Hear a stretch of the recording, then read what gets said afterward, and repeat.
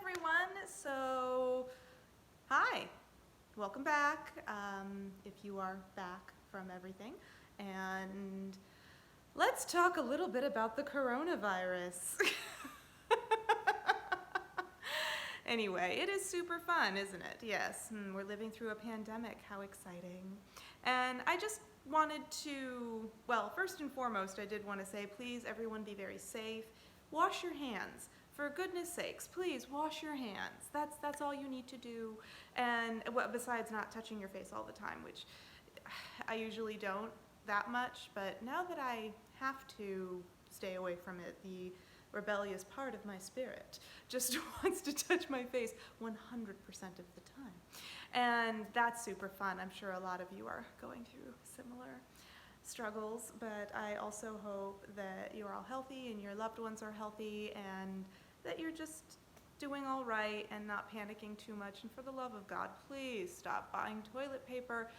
I know you might think it's the right thing to do, but trust me when I say it doesn't make sense. It's like this weird panic button that got hit, and one person did it, and then everyone else started buying toilet paper, and nothing to do with the coronavirus. There's just a PSA. Just don't worry about it, okay? You're good. You're fine. Just maybe stay in a little bit more. Please wash your hands. And just so you know, as somebody with an autoimmune disorder, I actually have a lot of fun problems. But, autoimmune disorder is one of them. But I already am in the habit of washing my hands loads of times a day. I already take, obviously, things for my immune system support. And I, just do things like, when I pump gas, I take one of those paper towels for cleaning your windshield, and I use it to hold the gas pump and things like that instead of touching it directly, because there are so many germs on stuff like that, and it's so simple. And just, use your common sense, wash your hands, and when you do, get between your fingers, okay? And like all of backs of the hands, fronts of the hands, between the fingertips, everything. Like, don't just do this business, because that honestly is the lazy version of washing your hands, and it actually doesn't really get anything between the fingers, everyone. Between.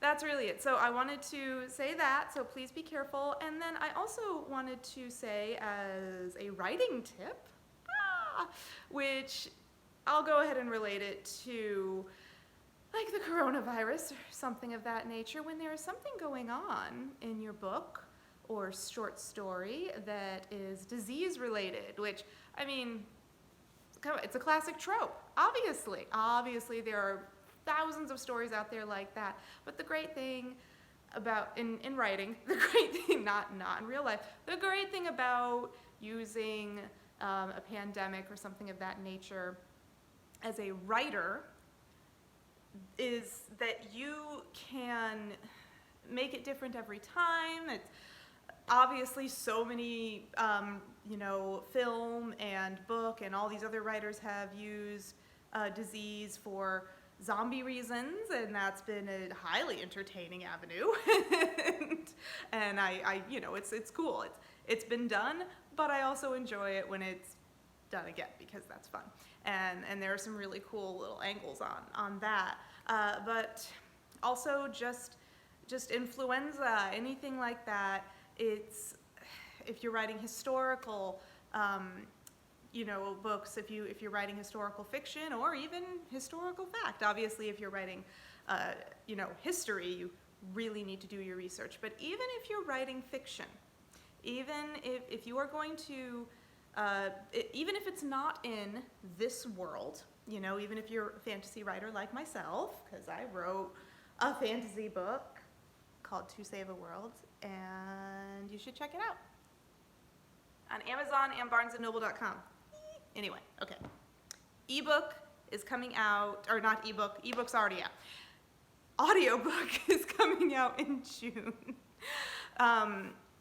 But even if you are in a fantasy world, you should totally make sure to do your research. You know, pick something that people know about, like SARS, or the bird flu, or swine flu, or smallpox, or polio, or the coronavirus, oh, of course the Black Plague, but I'm saying other more modern pandemics because, viruses that plague people in the last 50 to 100 years, because those are much more documented. And the reason you really need to do your research is so that you can understand how viruses work. And even if you're making up a virus, you want it to be believable to a reader, especially if that reader is a medical professional. So I am the daughter of a nurse, and she loves to read, but there are a lot of other doctors and nurses out there who love to read, but doesn't it bother you when something you know an awful lot about is in a book and you're all excited, like, oh, good, and then the person who wrote it makes thousands of errors about that thing that you know a lot about and you know they're definitely wrong? Doesn't that kind of spoil the book for you? It definitely does for me. So don't spoil the book for your readers who really know about things like disease and virus infections and things like that. That you want to appeal to a broad base, and you also don't want to be perceived as a lazy writer. You don't want to be perceived as somebody who doesn't care enough to do the research. So do your research when writing about diseases. Look up said diseases that I aforementioned. Figure out what happened within that. Figure out how the virus spread. Figure out what the different kinds of viruses are. Does it thrive in a tropical climate like most viruses? But, and like the case of corona, thrives in a colder climate. Things like that. What's the cure? Is there a cure? There's no cure for the common cold, people. Of course, the common cold isn't going to kill you, but technically, the common cold is, it's a virus that's been a pandemic for a long, long time, but it's just that it's so minor in what it does